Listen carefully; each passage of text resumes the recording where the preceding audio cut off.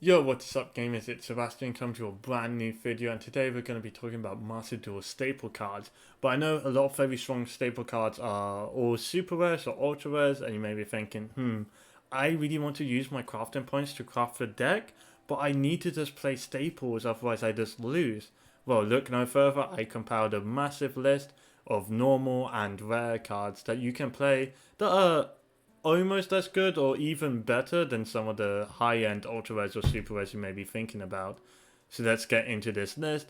And we're going to begin quickly with Siphon Gear Delta. Now a lot of these are cards you probably aren't aware of, which is the point of this video, is to make you aware of these cards. But here I'm going to go for each one so you can know the names and know what they do. So here we have Siphon Gear Delta. You may be familiar with Gamma, which if your opponent activates a monster effect you can negate it. Well, Delta is the same but for spell cards. Monster effects are obviously way more important, so Delta isn't as effective, but Delta is a pretty nice alternative if you're not playing Gamma. Next up we have Photon Cerberus. It's similar to cards like Denko Seka or Spell Counselor, but those are like super rares, and this is just a rare. What this does is if your opponent has trap cards, you can just normal summon it and your opponent can't activate any traps once this card is face up. Even if they have something like Trap Hole that would be able to destroy it on summon, they can't. As soon as you summon it, traps are gone. Like, think of Jinzo. It's basically level 3 Jinzo. Next up we have Flying Sea. If you're that type of person who would like no fusion, no Etsy's, no synchros, well this is 1/3 as good for you, because if your opponent summons a monster, you can summon this to their side of the field and say no Etsy summoning, be gone. Obviously not that great, but a lot of these hand traps are arse unless you go to super rares and ultra rares. However, there is a difference here. We have Retaliating Sea, which this card is generally quite busted. If your opponent activates a spell card that would special summon a monster, you can just activate it, summon it from your hand, and then any cards that sent to the grave gets banished instead. Pretty powerful. If your opponent activates Poly, you can summon it, the Poly gets banished, the fusion materials that they use to summon gets banished as well. If they activate Limitless Vertical, that card special summons, even if they're not going to special summon, you can still chain Retaliate into it, and Limitless can't really combo on the Microcosmos. And you'll find quite a lot of decks actually end up playing cards that you can respond with Retaliating, such as Sky Striker with Hornet Drones. Next up we have a bunch of Kaijus. Now Kaijus are monsters that you can tribute an opponent's monster to summon it to their side of the field. Let's say for example you're playing against Drytron, they set up that big herald that negates everything. You just pick up their card, chuck it away, slap down your Kaiju, job done. Outed. Perfect. I've put together all the rare Kaijus, there are no normal Kaijus, and all the other Kaijus are super rares. Now another thing to note is that Kaijus can also be summoned to your side of the field if your opponent controls a Kaiju. So if you open 2 Kaijus, you can give one to your opponent, then give yourself the stronger one. Which is why Thunder King and Jushuku are relevant, because these are 3300 attack, which are much bigger than the Gadara and the Radiant. Next up we have Fashuda. This is a very interesting card because I was thinking of what budget staples I could show, and someone pointed out to me Fashuda with Monk of the Tenyi is actually a pretty neat engine when you're going second. Basically, if you control no effect monsters, or if you just control no monsters, you can special summon it, and then you can link it off into Monk of the Tenyi, which is just one non-link Tenyi monster. And then if this card is in your hand or grave, and you control a non-effect monster, such as the monster you just made with it, you can banish it from your hand or grave, target a card your opponent controls, return it to the hand. This includes their back row or their monsters, so there's very solid removal overall. Next up we have Lightning Vortex. This is basically Raigeki, but you have to discard for it. Obviously not as good as Raigeki because you have to discard, but it's still a very solid card overall if you're just looking for more copies of Raigeki maybe and you can't afford Lightning Storms. Here you go. Now we have Afterburners.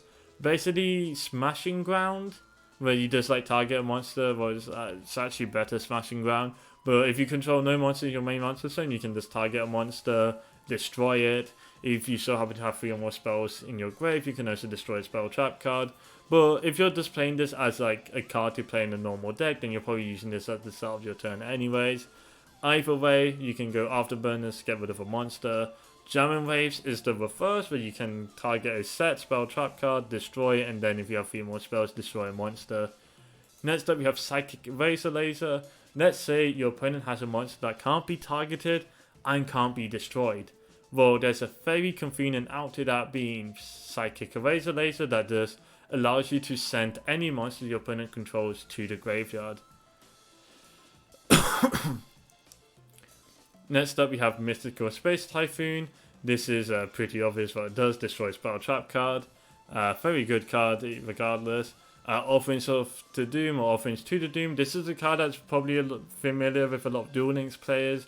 This very solid spot remove if you're just looking for something to destroy monsters. This is still quite solid. Next up, we have Book of Moon. This is a very good interruption. Let's say your opponent is trying to combo off. Sometimes putting a monster in face down position is better than getting rid of it, because that clogs up the opponent's zones and they have to sort of try to play with that monster blocking one of their zones. Now we have Enemy Controller. Again, another classic that a lot of Duel Links fans will probably be familiar with. I personally love this card. I played it a lot in Fur Hire. But it can change the opponent's battle position. Not relevant here. What is relevant is you contribute a monster and take control of an opponent's monster. So that's a nice way to get out something that can't be destroyed, or let's say your opponent has a monster that you want on your side of the field. Let's say, for example, a Trident. Then this is very solid as well. We have Forbidden Chalice now. I love this card. It's like my favorite spell card in the game. You just target a monster, negate it. It's that simple. Sometimes you can use it to boost your own monster's attack. I've done that quite a few times to have enough damage for game. It's such a sick card. Now we have another Sky Striker card, this time Shark Cannon, which banishes a monster to your opponent's grave. And then if you have 3 more spells, you could summon that instead of banishing it. One thing to note is that DD Crow is a super rare, so if you're just looking for something that, let's say, banishes an opponent's Tri-Brigade monster to stop them from having the materials they need, you can play Shark Cannon. These are also good into Sky Striker because it outs Ray, etc. Next up, we have Ring of Destruction. This just destroys a monster, and then you both take damage equal to its life points, or is it half? I don't know. But anyways, it just destroys a monster if you're looking for more ways to destroy monsters. Now we have Torrential Tribute. If your opponent summons a monster, or if you summon a monster, you can trigger it yourself. You can destroy all monsters on the field. It's like Dark Hole, except this kind of conditional, but you get to use it on the opponent's turn. Now, similar to Torrential Tribute, we have Needle Sealing, which is as if there are 4 more monsters on the field, destroy all face-up monsters. So it's harder and easier to activate than Torrential. Kind of interesting. Maybe you play both. Maybe you decide Needle's better or Torrential's better. Honestly, both are quite solid cards just in general, but I do think Torrential's kind of better. Next up, we have Bottomless Trap Hole. If your opponent summons a monster, you destroy it and then banish it. That's a nice way to disrupt the opponent they're trying to pop off. Talking of disrupting the opponent, here we have Raigeki Break, which you can discard a card to destroy a card on the field. This can destroy an opponent's monster, or you could target one of their spell trap cards.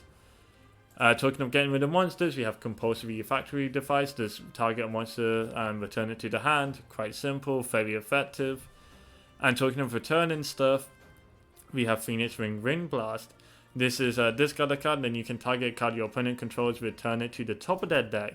So let's say, for example, your opponent has some really strong Floodgate that you want to out. You can activate Phoenix Ring Blast, return Skill Drain, for example, to the top of their deck, and then instead of drawing a good card to help advance their game state, they are forced to draw that Skill Drain again. Which means also, now that you know that they're going to draw that Skill Drain, you could set up a board to beat it. Next up, we have Treacherous Trap Hole. Classic Duel Links card is very solid. If you have no traps, destroy 2 cards in the field. If you're not playing that many traps in your deck and you're just looking for some form of interaction, then this is a pretty good card to play. Talking of trap holes, we have fully trap hole. If your opponent summons a monster, you can negate one of the monsters your opponent summons and then destroy it. This is another nice way to sort of disrupt the opponent and sort of try to stop them from comboing off. Now we have a bunch of Paleos here. Now Paleos are very good in general. This one is like MST, something to note. Paleos, if you activate a trap card, you can chain your paleo to summon it from your grave. So if you have 2 Oninoids, you can use one to pop one of their spell trap cards, and then you can use your second one, and you can summon the one that you've already used. So you have like another monster to link summon with, etc. We have Canadia, which is like Book of Moon, and then we have Dynamiscus, which is kind of unique in that it discards. You discard a card to banish a face-up card. So you might want to play this over like Raigeki Break, for instance. Next up we have Floodgate Trap Hole.